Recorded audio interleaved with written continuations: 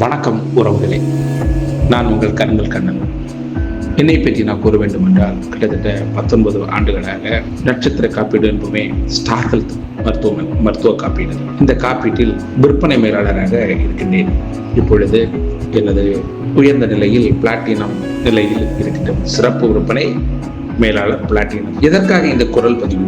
மகளிருக்கான ஒரு காப்பீடு. இந்த காப்பீடை பற்றி நீங்கள் தெரிந்தால், முழுமையாக தெரிந்தால், நிச்சயமாக உங்கள் பிள்ளைகளுக்கு, புதுமண தம்பதிகளுக்கு, திருமணமாக நிலைகளுக்கு பயன்படுத்திக் கொள்ளலாம் என்ற உயர்ந்த சிந்தனையில் இந்த காப்பீடை பற்றிய தகவல்களை ரத்ன சுருக்கமாக உங்களுக்கு புரியும் வண்ணம் பேச இருக்கின்றேன்.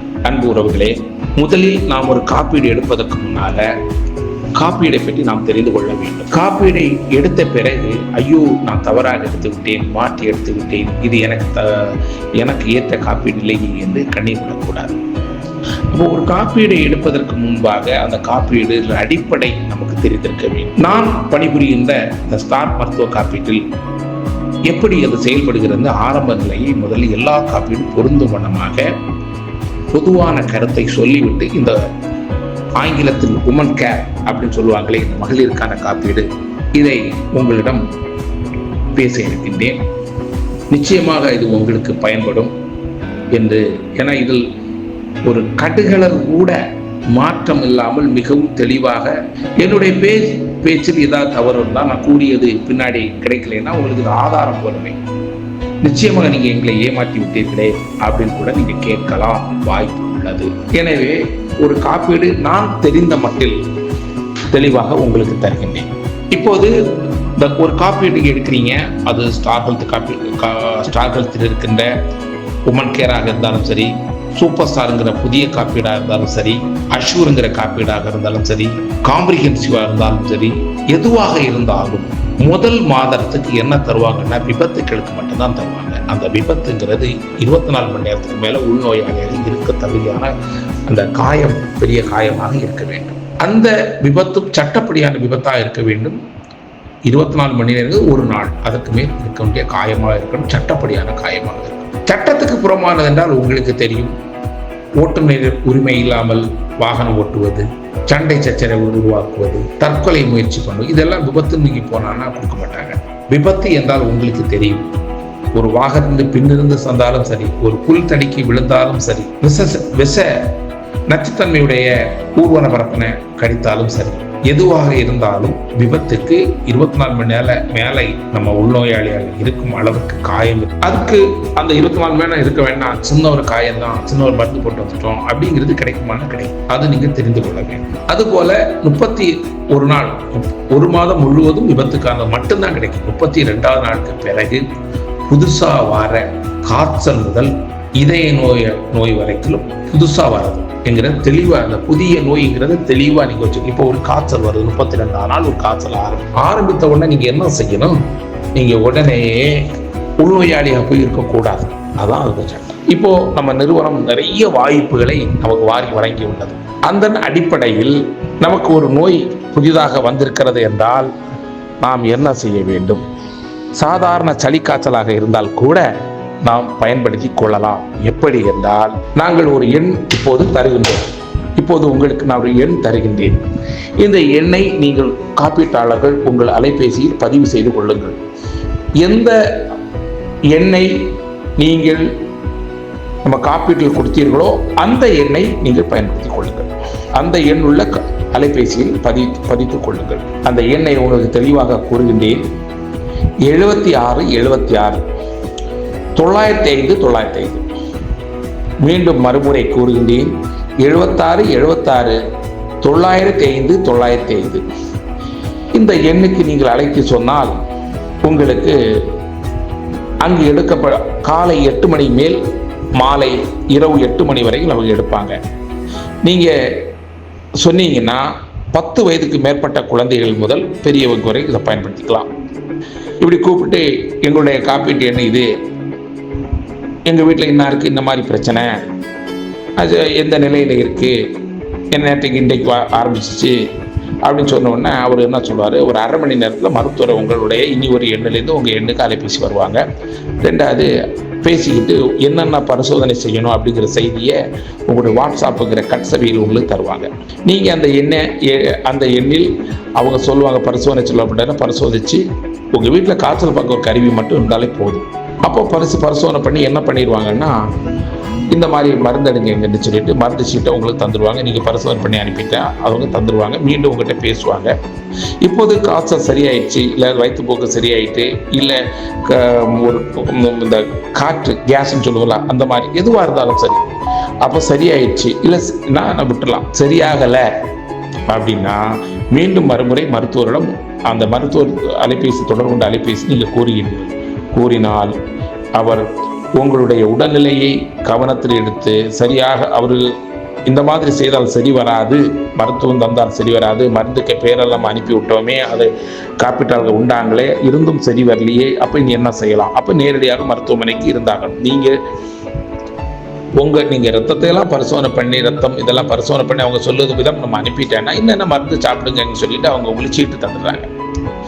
அப்போ அந்த சீட்டோட மருந்தை நம்ம வாங்கி சாப்பிடணும். நோய் தீர்ந்து போகும். ஒரு வேளை தீரலை என்ன மீண்டும் மறுமுறை மருத்துவம் கூறுகிறோம். அதன் அடிப்படையில் மருத்துவத்தை நம்ம பயன்படுத்தி கொள்ளலாம். அவங்க என்னென்ன மருந்து வாங்க எழுதி சாப்பிட்றாங்க, அதை நம்ம சாப்பிட்றோம். சரியாகாத நிலையில் மீண்டும் அவரிடம் கூறுகிறோம். அவர் பக்கத்தில் இருக்கின்ற நமது நீங்கள் விரும்புகின்ற ஸ்டார் ஹெல்த் வலைதளத்தில் உட்பட்ட மருத்துவமனையை சேர்ந்து மருந்து அங்கே உள்ள நோயாளியாக இருந்து மருந்து வாங்கி எல்லா உதவியும் செய்தால் அங்கே அவர் நம்ம நிறுவனம் காப்பீட்டு நிறுவனம் அவர் காசு கொடுத்துருது. அப்போ நம்ம ஒரு நல்ல ஒரு பாதுகாப்பான இந்த மாதிரிலாம் இருக்குது. இப்போ நீங்கள் எதுவுமே பண்ணலை, இப்போ குழந்தைங்க மருந்து இருந்திருக்கீங்கன்னா நீங்கள் என்ன பண்ணணும்னா, ஏன் இந்த குழந்தைங்களை உங்களை சொன்ன நம்மளுக்கு நோய் வரும்ல, உமன் கேருக்கு இதுக்கு என்ன சம்மந்தம் நீங்கள் கேட்கலாம். இங்கே சம்மந்தம் இருப்பதனால இதை குறிப்பிட்டேன். 10 வயதுப்பட்ட குழந்தைகளாக இருந்தால் நீங்கள் என்ன பண்ணலாம், காய்ச்சல் வந்த உடனே பக்கத்து மருத்துவமனையில் மருந்து வாங்குங்க. சாதாரண கிளினிக் போகாதீங்க, நல்ல ஒரு தரமான மருத்துவமனை மருந்து வாங்குங்க. அந்த சீட்டை பயன்படுத்தி வச்சுங்க. மருத்துவர் தர மருந்துகள் பேருடைய சீட்டு இதெல்லாம் மருந்து பயன்படுத்துங்க, பாதுகாப்பாக வச்சுங்க. இப்போ நோய் தீர்ந்துச்சுன்னா பிரச்சனை இல்லை, தீரலைன்னா உள்நோயாளியாக இருந்தோம்னா இந்த சீட்டை நம்ம அனுப்ப வேண்டி வரும். அப்போது நம்ம இப்போ தான் காய்ச்சல் வந்திருக்கு, இவங்க சரியாக கவனிச்சிருக்காங்க, மீண்டும் சரியாகாதனால தான் உள்நோயாளியாக இருக்காங்க உறுதிப்படுத்தி இழப்பீடை தந்து விடுவாங்க. அப்போ இந்த செய்தியை உங்களுக்கு தெளிவாக தடுத்துருக்கோம். சரிங்களா? இப்போ ஒரு புதிய இதய நோய் வருது, என்ன செய்யலாம்? வந்தவுடனே ஒரு பெரிய பக்கத்தில் இருக்க மருத்துவமனையை கொண்டு போகிறோம். அவங்க பரிசோதிச்சுட்டு புதுசுன்னா நம்மளுடைய பரபரப்பெல்லாம் அவங்களுக்கு தெரியும். அவங்க நேரே பெரிய மருத்துவமனை அனுப்பி விடுறாங்க. நம்ம அவங்க புதுசுன்னு உறுதிப்படுத்தப்பட்டால் நிச்சயமாக நம்ம வந்துடும். அதே திட்டமிட்டு நம்ம ஏமாத்துறது அதுவும் கண்டுபிடிக்க முடியும், நிறுவனத்தினால் கண்டுபிடிக்க முடியும். நிச்சயமாக இழப்பீடு கிடைக்காது. அப்போது உண்மையாக நம்ம செயல்படணும். ஆக 31 நாளைக்கு பிறகு வர புதிய நோய்களுக்கு சரியாக நமக்கு எப்படி பண்ணணுங்கிறது சொல்லி தந்துட்டுருக்கிறேன். இப்போது பழைய நோய் காப்பீடு எடுக்க முன்னரே இருக்கின்ற ஏதாவது நோய்கள் இருந்து நம்ம காப்பீட்டில் அந்த நோயை கட்டாயம் கொடுக்கணும். அப்படி இருந்தால், கொடுக்கலையா இருந்தால் நீங்கள் ஒரு காய்ச்சலுக்கு போனால் கூட உங்களுக்கு இழப்பீடு கிடைக்காது, பாதிக்கும் சூழல் உருவாகும். எனவே இதை நீங்கள் கொடுக்கணும். அப்படி நீங்கள் கொடுத்துட்டீங்கன்னா காப்பீடு எடுக்கும் பொழுதே பழைய நோய்களெல்லாம் நீங்கள் சொல்லி அதுக்கு என்ன மருத்துவம் எடுக்கிறோம், தீர்ந்துருச்சா தீரலையா அந்த செய்தியை சொல்லி காப்பீடு எடுக்கும்போது நிறுவனம் நம்ம காப்பீடு தந்துருச்சு. இப்போ நமக்கு கவலை இருக்கான்னா இல்லை, நமக்கு 3 வருடத்துக்கு பிறகு நமக்கு இழப்பீடு கிடைக்கும். எதுக்கு? பழைய நோய் மீண்டும் வந்தாலும், அது சர்க்கரை நோயாக இருக்கலாம், இரத்த அழுத்த நோயாக இருக்கலாம், தைராய்டாக இருக்கலாம், இதயம் சார்ந்ததாக இருக்கலாம், கர்ப்பப்பை சார்ந்ததாக இருக்கலாம், சிறுநீரகம் சார்ந்ததாக இருக்கலாம். எதுவாக இருப்பினும் நீங்கள் அதை மறைக்காமல் சொல்லிடுங்க. சரிங்களா? அப்போ இந்த அடிப்படையில் நமக்கு பழைய நோய்க்கும் அந்த காத்திருப்பு காலத்துக்கு பிறகு நமக்கு கிடைக்கும். காத்திருப்பு காலம் அதிகபட்சம் 3 வருடம். சரிங்களா? இந்த உமன் கேர் காப்பீட்டில் 2 வருடம். சரிங்களா? நான் அந்த 3 வருடங்கிற பொதுவான கருத்தையாக நான் உங்களுக்கு சொல்கிறேன்.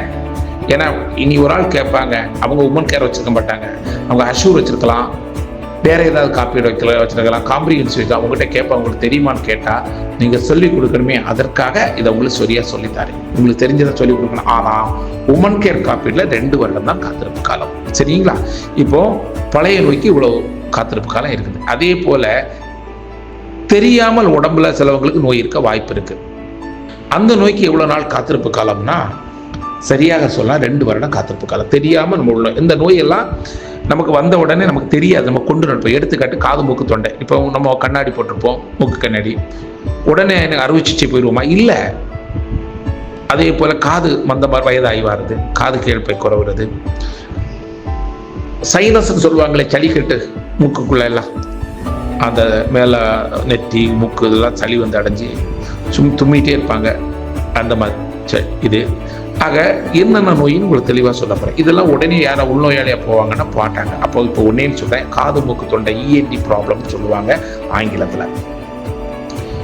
தைராய்டு வரைக்கும் பெண்களுக்கு காது மூக்கு தொண்டை இதில் வர எல்லா வகை நோய்களும் தைராய்டு வரைக்கும். அடுத்தது பெண்களுக்கு வர மார்பகம் சார்ந்த பிரச்சனை, மார்பக கட்டிகள். அப்போ உங்களுக்கு அது என்ன மாதிரி கட்டின்னு உங்களுக்கு தெரியும். அது ஆங்கிலத்தில் கேன்சர் சொல்லுவாங்க, சரிங்களா? புற்றுநோய், அது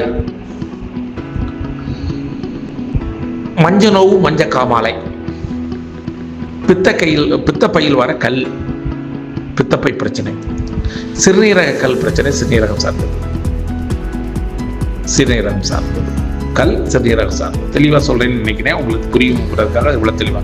கல் மட்டும் நினைச்சிருக்க கூடாதுல்ல, சரிங்களா? அடுத்தது குடல் புண், பொம்பளைங்களுக்கு கர்ப்பப்பை கட்டி, கர்ப்பப்பையில வர அந்த உதிரப்பு அந்த மாதிரி உள்ளது, கர்ப்பப்பையில வர பிரச்சனை, உபதைகள். மூல நோய், குடல் இறக்கம், ஹிரேனியான்னு சொல்லுவாங்க ஆங்கிலத்தில், குடல் இறக்கம். ஆம்பளைங்களுக்கு விரைவீக்கம், ஆம்பளைங்களுக்கு சிறுநீர் வரது உள்ள ஒரு அடைப்பு வரும்ல, பாஸ்டேட் அடைப்பும்பாங்கல்ல ஆங்கிலத்தில், அது. முட்டு, நரம்பு, எலும்பு இதெல்லாம் தேய்வு. மூட்டு, நரம்பு, எலும்பு, முதுகுத்தண்டோட எல்லாமே சேர்த்தாப்ப இதெல்லாம் தேய்வு. இது அப்புறம் காலில் வருங்களா, நரம்பு முடிச்சு, வெரிகோஸ் வெயின். இவ்வளவு நோய்களுக்கு 2 வருடம் காத்திருப்பு காலம் கட்டாயம் உண்டு. அது எல்லா காப்பீட்லையும் ஸ்டார் ஹெல்த்ல உண்டு, சரிங்களா? இதை நீங்க தெரிஞ்சு யாராவது ஒரு ஆள் ஒரு வருடத்துல போய் இருந்துட்டு கிடைக்கல, இருந்த பாரு நான் ஸ்டார் ஹெல்த்ல காப்பீடு எடுத்தேன் ஏமாத்திட்டான் அப்படின்னா, இது சட்டம், இதன் அடிப்படையில தான் கிடைக்கும் அப்படிங்கிட்டு உங்களுக்கு சொல்லிக் கொடுக்க உங்களுக்கு தெரியணும். ஒவ்வொரு காப்பீட்டாளரும் விழிப்புணர்வாக இருக்கணும். ஏன்னா மருத்துவமனையில் போய் நீங்கள் சிரமப்படக்கூடாதுங்கிறதுக்காக தான் இதெல்லாம் சொல்லித்தரேன். ஒரு மருத்துவமனையில் போனால் என்னெல்லாம் கிடைக்கும்னா உங்களுக்கு தெரியும்ல, மருத்துவருக்கான கட்டணம் வேணும், அரை வாடகை செவிலித்தாய்க்கான கட்டணம் வேணும், அரை வாடகை வேணும், செவிலித்தாய்க்கான கட்டணம் வேணும், மருந்துக்கு வேணும், பரிசோதனை செய்த பிறகு மருந்து பரிசோதனைகள், அது நிறைய வகை பரிசோதனைகள்லாம் இருக்குது உங்களுக்கு தெரியும்ல. ஆங்கிலத்தில் ஸ்கேனு, எக்ஸ்ரே, இந்த மாதிரி எல்லாமே இருக்குது. இதுக்கெல்லாம் வேணும். இந்த மாதிரி இதெல்லாம் இருந்தால் தான் நம்ம மருத்துவம் எடுக்க முடியும். மருந்துக்கான கட்டணம் இதெல்லாம் கிடைக்கும். அது போக மருந்துக்கு தேவையான சில நான் பெயிலபிள் சொல்லுவாங்க ஆங்கிலத்தில், அதில் ஒரு 65 வகையான இதெல்லாம் கிடைக்கும். அதுக்கு மிகைப்பட்டு போனால் நம்ம கையில் கொடுக்க வேண்டி வரும். இதுவும் நீங்கள் தெரிந்திருக்க வேண்டும். இப்போது உமன் கேர் காப்பீடுங்கிற இந்த உங்கள்கிட்ட பேசுவதை காப்பீட்டுக்கு வருகின்றேன். இதெல்லாம் உங்களுக்கு தெரிஞ்சிருந்தாதான் நீங்கள் காப்பீடு எடுக்கும்போது முழுமையான பதிவு உங்களுக்கு பாதுகாப்பு இருக்கும். இந்த உமன் கேர் காப்பீடில் உங்களுக்கு என்ன மாதிரி பாதுகாப்பு இருக்கும் அப்படின்னு முழுமையா நீங்க தெரிஞ்சுக்கிட்டா நீங்க ரொம்ப தெளிவாக நீங்க மருந்து வாங்க வாய்ப்பு இருக்கு. அரை வாடகை நீங்க எடுத்தீங்கன்னா 1 விழுக்காடு. நீங்க எவ்வளவு ரூபா காப்பீட்டு எடுத்திருக்கீங்களோ இழப்பீட்டு தொகையில் 1 விழுக்காடு. நீங்க 15 லட்ச ரூபா எடுத்தீங்கன்னா 15,000 வரைக்கும், 20 லட்சம் எடுத்தீங்கன்னா ஒரு நாளைக்கு 20,000 வரைக்கும் உங்களுக்கு இழப்பீடு கிடைக்கும். சரிங்க, அந்த அந்த அரை வாடகை உங்களுக்கு கிடைக்கும். சரிங்களா? இப்போ அவசர சிகிச்சைக்காக ஏர் ஆம்புலன்ஸ் தேவைப்பட்டா நீங்க வச்சிருக்கிற காப்பீட்டை 10 விழுக்காடு அப்படின்னு நீங்க பயன்படுத்திக்கலாம். அதே போல உங்களுக்கு இந்த இது இருக்குல்லங்க, ஆம்புலன்ஸ் நம்ம சொல்லுவாங்களா, அவசர இந்த ஊர்தி மருத்துவத்துக்கானது, அதுக்கும் உங்களுக்கு கட்டணம் கிடைக்கும். உள்நோயாளியாக 24 மணி நேரம் தங்க அவசியம் இல்லாத சில நோய்கள், சின்ன சின்ன அறுவை சிகிச்சை உண்டு, அதுவும் நமக்கு பார்த்துக்கலாம். அது என்னென்ன நோய்ங்கிறது உங்களுடைய அந்த இதில் அந்த காப்பீட்டு உங்களுக்கு இதில் போட்ட உடனே பாண்டுன்னு ஒன்று சொல்லுவோம் இல்லைங்களா, அந்த பத்திரம், அதில் உங்களுக்கு தெளிவாக அதில் இருக்கும். அது தெரிஞ்சுக்கலாம். அது நாங்கள் உங்களுக்கு தெரிய வரும். அது முன்னாடியெல்லாம் 24 மணி நேரத்துக்கு மேலே தான் கொடுப்பாங்க. சின்ன சின்ன அது நீண்ட காலத்துக்கு பிறகு வர சின்ன சின்ன நோய்கள், சின்ன சின்ன கட்டிகள், இது ஹீமோதெரபி, அப்புறம் இந்த மாதிரி தெரப்பிகள், இந்த மாதிரி அதெல்லாம் கீமோதெரப்பி, ரேடியோ தெரப்பி, அப்புறம் டயாலிசிஸ் சொல்லுவாங்கள்ல, இதெல்லாம் உங்களுக்கு அதுக்கு உட்பட்டு அந்த மாதிரி உள்ள இதெல்லாம் சொல்லுவாங்க. அதே போல் ஒரு ஆள் ஒரு காப்பீடு தான் 1-2 வருடம் அப்படி போயிட்டு இருக்கிறாரு, எல்லாம் பக்காவாக இதெல்லாம் வந்துட்டு இருக்குது. இந்த நேரத்தில் அவருக்கு ஒரு நோய் வருது. அவர் என்ன நோயின்னு தெரியல, ஆனால் வலி ஏதோ ஒரு பக்க விளைவு செய்து ஒரு மருத்துவமனையில் போய் மருந்து வாங்கிட்டு இருக்கிறாரு. நோய் சரியாகலை. இப்போது கிட்டத்தட்ட 2 வாரம் 60 நாள் வரைக்கும் மருந்து எடுத்துட்டாங்க. அதுக்கு மேலே 60 நாள் வரை மருந்து எடுத்துட்டாங்க. இப்போ மருத்துவர் சொல்கிறாரு, உங்களுக்கு ஒரு பிடியும் வரல, அதனால் நீங்கள் என்ன பண்ணுங்கன்னா, நீங்கள் தங்கி மருந்து பார்த்தா தான் இது சரி பண்ண முடிஞ்சுட்டு தங்கி மருந்து பார்க்குறாக்க நம்ம நிறுவனம் காப்பீட்டு மூலம் கட்டணம் எல்லாம் கொடுத்துட்டாங்க. அவங்க முடிச்சுட்டு வீட்டுக்கு வந்துட்டாங்க. இப்போ என்ன ஆகுதுன்னு பார்த்தீங்க, ஏற்கனவே உள்நோயாளி 60 ரூபாயை வாங்கிட்டாங்க. அதே போல் ஃப்ரீ ஹாஸ்பிட்டல் அதை சொல்கிறாங்க. அந்த ஏற்கனவே நீங்கள் இருந்த கிட்டத்தட்ட 60 நாள் உள்ள அந்த அமௌண்ட்டு சட்டப்படியான இது கிடைக்கும். தேவையில்லாத ஏதாவது காகிதங்கள் தான் கிடைக்காது. அது அந்த 60 நாளுக்குள்ளது வாங்கி கொள்ளலாம். அதே போல் சில அறுவை சிகிச்சை இதெல்லாம் நடந்துப்போம், நம்ம திரும்ப போய் காணிக்கொண்டு 90 நாள் 3 மாதத்துக்கு அப்படி கொடுத்துருக்குறாங்க. போஸ்ட் ஆஃபீஸ் ஹாஸ்பிட்டல் சொல்கிறாங்க. அது உங்களுக்கு கிடைக்கிற வாய்ப்பு இருக்குது 90 நாள். சரிங்களா? அப்படி நோய் முதல் இந்த இழப்பீடு வாங்குறதுக்கு முன்ன உள்ள 60 நாளும் தொடர்ந்து காணிக்க போகிற 90 நாளும் தினமும் வாங்கிக்கலாம். ஒரு உறுப்பு மாற்று அறுவை சிகிச்சை நடத்த வேண்டிய தேவை இருக்குது. நமக்கு ஒரு ஆள் அந்த உறுப்பு தாராங்கன்னா தானம் கொடுப்பவர்களுக்கும் சிகிச்சை கொடுக்குறாங்க. அதுக்காக நம்ம காப்பீடு நம்ம காசு நம்ம கட்ட வேண்டிய தேவையில்லை. அதே போல் ஆயுர்வேதிக், யுனானி, சித்தா, ஹோமியோபதி இந்த மாதிரிப்பட்ட மருத்துவம் நம்ம பண்ணிக்கலாம். ஒரு 2 வருடம் கழிஞ்ச பிறகு நம்ம பெரிய ஒரு முட்டு வலியெல்லாம் பெருசாகிடுச்சு, இல்லை ஒரு விபத்து நடந்து போச்சு, நான் ஆயுர்வேதம் தான் எடுப்பேன், இந்த மாதிரி எல்லாம் இருக்கணும். அதுவும் பதிவு பெற்ற மருத்துவமனை நீங்கள் இருந்து எடுத்தால் அதை நீங்கள் பயன்படுத்தி கொள்ளலாம். சரிங்களா? அப்போ இது உங்களுக்கு நல்ல செய்தி. அதுக்கு பிறகு உங்களுக்கு தேவையான செய்திகள்லாம் இந்த குழந்தை இல்லாத தம்பதிகள், இப்போ உங்கள் பிரசவம் சார்ந்ததுக்கு வாரம் பாருங்கள். இதுக்கிடையில் நீங்கள் அதுக்கு முன்னாடி இன்னும் ஒரு செய்தி சொல்ல வேண்டியது, உடல் பரிசோதனை அதுவும் பண்ணிக்கலாம். அதுக்கு நாங்கள் உங்களுடைய அலைபேசியில் அந்த செயலியை பதிவு பண்ணணும். இல்லைன்னா நாங்கள் உங்களுக்கு செஞ்சு அது ஏற்பாடு பண்ணி ஒரு குறிப்பிட்ட அமௌண்ட்டுக்கு நீங்கள் எடுக்கிற காப்பீடு அந்த சம் இன்சூரன்ஸ் சொல்லுவாங்கல்ல, அந்த இழப்பீட்டு அளவு அதன் அடிப்படையில் வருடத்துக்கு இவ்வளோ ரூபான்னு உடல் பரிசோதனைக்கு நீங்கள் பயன்படுத்தி கொள்ளலாம். அதுபோக ஒரு நம்ம கணவனும் மனைவியுமா இந்த காப்பீட்டில் இருக்கிறாங்க, தம்பதியினராக இருக்கிறாங்க, ஆனால் குழந்தை பிறக்கலை, 3 வருஷம் கட்டிட்டாங்க, 36 மாதம் கடந்துடுச்சு. இப்போ என்ன செய்யலாம்னு இவங்க அந்த குழந்தை பிரசவத்துக்கான மருத்துவ செலவை நீங்கள் எடுக்கலாம். இப்போ எடுத்துக்காட்டுக்கு எவ்வளோ எடுத்துக்கலாம் அப்படிங்கிறது நீங்கள் பார்த்தீங்கன்னா, 15 லட்ச ரூபாய் காப்பீடு இருந்தால் 1.5 லட்ச ரூபாய் எடுத்துக்கலாம். நீங்கள் ஒரு 25 லட்ச ரூபாய் காப்பீடாக வருடத்துக்கு 2 லட்ச ரூபாய் எடுத்துக்கலாம். 1 கோடி ரூபாய் காப்பீடு வச்சுங்க வருடத்துக்கு 3 லட்சம் ரூபாய் வரைக்கும் இந்த மாதிரி அதை எடுத்துக்கலாம்.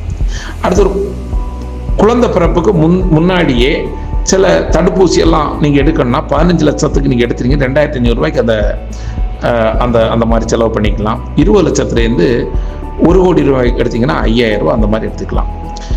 அதே போல் 5 லட்சம் 10 லட்சம் ரூபா காப்பீடு நீங்கள் வச்சிருக்கிறீங்க. பிரசவத்துக்கு எப்போ இழப்பீடு தருவாங்கன்னா 24 மாதம் 2 வருடம் காத்திருப்புக்கு பிறகு தான் 5 லட்சத்துக்கு 10 லட்சம் தரும். அதனால் அதை நீங்கள் பயன்படுத்துறதை விட்டுட்டு 15 லட்சத்துக்கு மேலே எடுத்தீங்கன்னா உங்களுக்கு ஒரு 12 மாதம் தான் காத்திருப்பு காலம். 12 மாதம் ஒரு நாள் தாண்டிட்டாலே உங்களுக்கு 2வது அந்த புதுப்பித்தல் பண்ணி அந்த முடிச்ச பிறகு 12 மாதம் உங்களுக்கு முழுமையாக ஆயிடுச்சுன்னா 13வது மாதம் தொடங்கிடுச்சு. ஒரு வருடம் முழுமையாக முடிஞ்சுட்டா உங்களுக்கு இழப்பீடு வாங்கிக்கலாம். 5 லட்சம் ரூபா எவ்வளோ கிடைக்குன்னா 25000 ரூபா தான் பிரசவ செலவு கிடைக்கும். 2 வருடம் காத்திருப்பு காலம். 10 லட்சம் ரூபாய்க்கு 24 மாதம் காத்திருப்பு காலம் 50000 ரூபாய் கிடைக்கும். ஆனால் 15 முதல் 20 லட்சம் ரூபாய்க்கு 1 வருடம் காத்திருப்பு காலம் 50000 ரூபாய் கிடைக்கும்.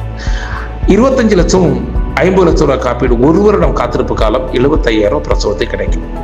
அதே போல 1 கோடி ரூபா காப்பீடு நீங்கள் எடுத்தீங்கன்னா 1 லட்சம் ரூபா வரையும் பிரசவ செலவுக்கு கிடைக்கும். 12 மாதம் தான் காத்திருப்பு காலம். இதை தாண்டி பிறந்த குழந்தை ஒன்று சுகவீனமா உடம்பு முடியாமல் பிறக்குதுன்னா அந்த பிள்ளைக்கும் பிறந்த அன்றைக்கே மருத்துவ செலவு பார்த்துக்கலாம். அது எவ்வளவு தேவை எவ்வளவு பார்க்கலாம்னா நீங்கள் எடுத்திருக்க இழப்பீட்டு தொகையில் 25 விழுக்காடு. நீங்கள் 20 லட்சம் ரூபா காப்பீடுனா 5 லட்சம் ரூபாய் உங்களுக்கு புரிய வைக்கிறா சொல்கிறேன். 1 கோடி ரூபா காப்பீடுனா 25 லட்சம் ரூபா வரைக்கும் அந்த குழந்தைக்கு நீங்கள் வந்து மருத்துவம் பார்த்து கொள்ளலாம். பிறந்த அன்றைக்கே கொடுக்கலாம். இந்த மாதிரி அதை பார்த்து கொள்ளலாம். சரிங்களா? அந்த இது பார்த்துக்கலாம். அது போக உங்களுக்கு அந்த குழந்தை பிறந்த பிறகு சில தடுப்பு இதெல்லாம் பண்ணுவீங்களா, அந்த இது அதுக்கு உங்களுக்கு கிடைக்கும். சரிங்களா? அந்த மாதிரி நீங்கள் பண்ணிக்கலாம். அதுக்கும் ஒரு குறிப்பிட்ட அமௌண்ட்டு உங்களுக்கு உண்டு. 2500 ரூபா இருக்குது, 20 லட்சம் 25 3500 ரூபா இந்த மாதிரி இருக்குது. 50 லட்சத்துல 1 கோடி எடுத்தவங்களும் 5000 ரூபா. இந்த மாதிரிலாம் இந்த வாய்ப்புகள் இந்த உமன் கேர் காப்பீடில் இருக்குது. இந்த காப்பீடை எப்படி பயன்படுத்தலாம்? இப்போ நம்ம குடும்பத்தில் தெரிஞ்சவங்க ஒரு ஆள் இருக்கிறாங்க, அந்த பிள்ளையை இன்னைக்கு திருமணம் பண்ணி திருமணத்துக்கு நம்ம அழைச்சிருக்கிறாங்க. அந்த வீட்டில் நம்ம 1 பவுன் நகை கொடுக்கணும்னு நம்ம விரும்புகிறோம். ஆனால் 1 பவுனுக்கு நகை வந்து என்ன விலை, அரை பவுன் நகை கொடுக்கணும் இருக்கிறோம் என்ன விலை, 1/4 பவுன் நகை கொடுக்கணும் வைக்கிறீங்க என்ன விலை. அப்போது ஒரு மருத்துவ காப்பீடு எடுத்து கொடுத்துட்டோம், நிச்சயமாக அவங்களுக்கு குழந்தை பிறக்கும் இல்லைங்க. நீங்கள் அந்த நகை நட்டை கொடுத்தா அதை விற்றா கூட அந்த பிரசவத்துக்கான நமக்கு கிடைக்காது. ஆனால் இது நமக்கு உறுதியாக கிடைக்கும் அப்படிங்கிற நான் உங்களுக்கு உறுதிப்பட உங்களுக்கு சொல்கிறேன். சரிங்களா? இது உங்களுக்கு கிடைக்கும். அப்போது இந்த மாதிரி 12 மாதம் தான் காத்திருப்புக்கான, நம்ம 15 லட்சத்துக்கு மேலே தான் கொடுக்கவும் செய்யணும். அப்போ நீ உங்கள் கையிலேருந்து அந்த பிள்ளைக்கு பிரசவத்துக்கும் அந்த பிறந்த பிள்ளைக்கு ஒரு பிரச்சனைக்கு பாதுகாப்புக்கும் நமக்கு வந்து பயன்படுத்தும். அப்போது இந்த மாதிரி எல்லாம் நமக்கு இந்த காப்பீடு நமக்கு பயன்படுதுங்கிற செய்தியை நீங்கள் முழுமையாக தெரிந்து கொள்வதற்காக தான் நான் பேசி உங்களுக்கு இந்த செய்தியை தந்திருக்கிறேன். உங்களுக்கு இது மீறி உங்களுக்கு ஏதாவது சந்தேகங்கள் இருந்தால் என்னுடைய அலைபேசி எண்ணை வாங்கி நீங்கள் காப்பீடு பேச வர முகவரிடம் என்னுடைய காப்பீடு எண்ணை வாங்கி நீங்கள் கேளுங்கள். நான் உங்களுக்கு தெளிவாக தருகின்றேன், செய்திகள் தருகின்றேன். அன்பு உறவுகளே, உங்களுக்கு மீண்டும் ஒரு முறை வணக்கம் கூறி வாழ்க தமிழ் என்று நிறைவுபடுத்திக் கொள்கிறேன். நன்றி, வணக்கம்.